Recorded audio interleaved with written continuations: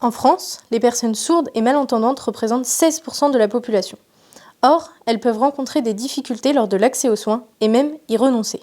On peut donc se demander, mais comment se déroule la prise en soin de ces patients en kinésithérapie ? La scène suivante est une représentation caricaturale d'une prise en soin hypothétique d'une personne sourde ou malentendante par un kinésithérapeute. Il n'y aura donc pas de son.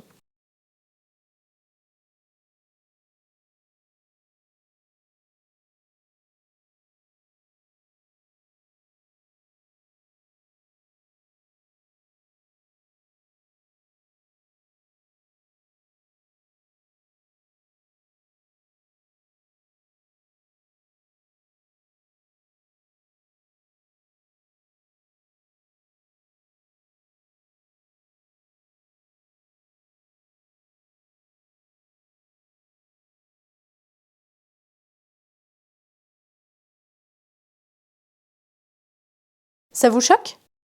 Et pourtant, saviez-vous que les professionnels de santé n'ont pas toujours connaissance ni accès aux moyens mis à leur disposition pour se former facilement ? Il y a différentes raisons, comme un manque de moyens, un manque d'argent et un manque d'investissement. Pensez-vous que cette patiente aurait pu renoncer aux soins ?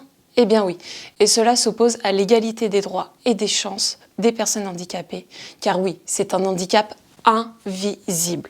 Différents types de surdité existent. Si elle arrive précocement, avant l'âge de 1 à 2 ans, la socialisation et l'acquisition du langage verbal seront compliquées. Alors que si elle apparaît plus tardivement, après l'acquisition de ses capacités, leur développement sera moins limité. Est-ce que toutes les personnes sourdes et malentendantes communiquent de la même façon ?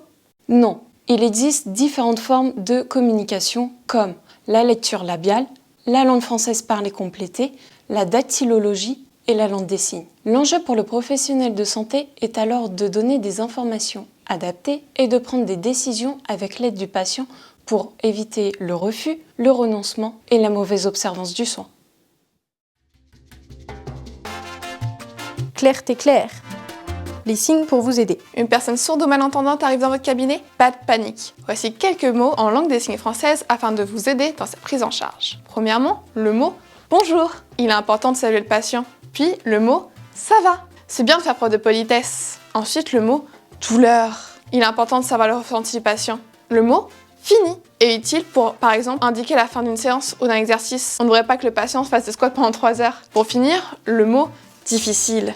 Il est important de savoir les limites des capacités de notre patient.